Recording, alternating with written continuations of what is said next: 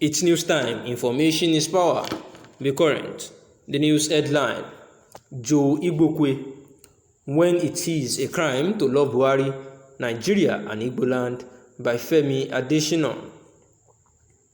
There are millions of us around the country who follow Muhammadu Buhari passionately. Some got enlisted in 1984 when the man was military head of state.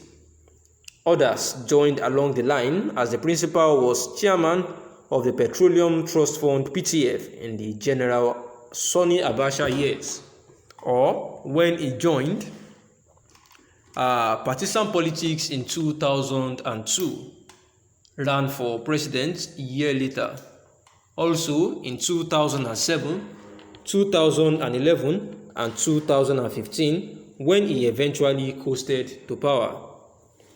Over the years, some of the Buharists, as we call them, have fallen off and even joined the opposition, yet some others have stood steady, resolute, as constant as the Northern Star. Stand up and take a bow. Engineer Joe Igbokwe, the man from Inewi in Anambra State. President Muhammadu Buhari is possibly the most credible politician we have seen in the country in contemporary times, with a magnetic pull that draws people to him in droves. That was the point I was making last week in this column, but which an illiterate journalist with an online medium twisted to say I claimed that Buhari was better than Obafemi Awolowo, Nnamdi Azikiwe, Aminu Kano et al. He succeeded in his mission, generating hateful comments against me, but I leave him to God. For we shall all stand before the judgment seat of God to answer for what we have done, including all forms of lies against a fellow man. Our profession or political and ethnic affiliations would no longer matter as at then. We're talking of Joe Igbokwe before the brief diversion. Yes, this man loves Buhari to bits. He loves Nigeria and he loves his native Igbo land. And you know what? That is now a crime in our country. Igbokwe's life has been severely and severally threatened. His family hounded, and on October 3rd this year, his county home in Inewi was set on fire. Igbokwe is a nationalist. His education, primary, secondary, and even university he had in the southeast, but since he got posted for national service in Ogun State in 1985, he had remained in the southwest, identifying with the people, their politics, their way of life, while not repudiating his love for his roots in Inewi and the southeast generally. No wonder he is popularly called Agbalanze, after that Onitsha Cultural Association. When it was not popular for people in the southeast to follow the progressives, Igbokwe threw his axe into the ring.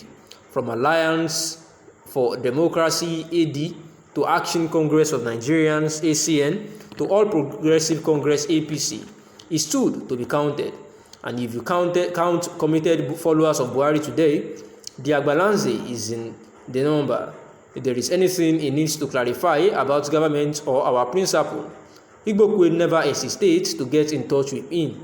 I gave him background information and he is satisfied. When some people from his part of the country began to retreat into ethnic cleavages and wanted the intelligentsia to identify with them, the special advisor to the Lagos State Governor on Drainage and Water Resources made it clear that he was a nationalist and he stood by his conviction, speaking out against separatism and an attempt to balkanize the country. At the risk of so much, he opted for one Nigeria. Igbokwe loves Igbo land.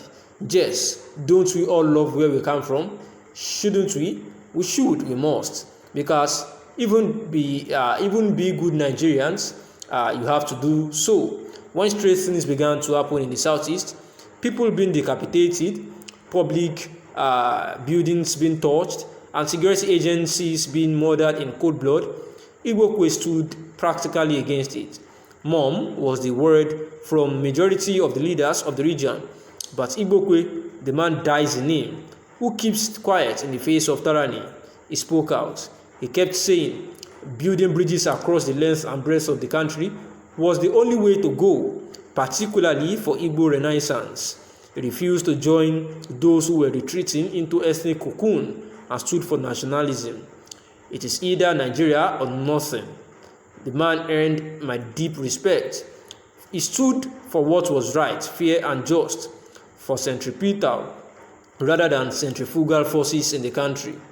On October 3rd, I was in Ethiopia with Mr. President attending the inauguration of that country Prime Minister for second term in office when he saw the sad news online. The regal country home of Igbokwe in Nnewi, where the man often retires for solitude and where he had a vast library, had been set ablaze. Who didn't? You know the answer. Unbridled hatred was on display, and a patriot was paying a heavy price for his convictions.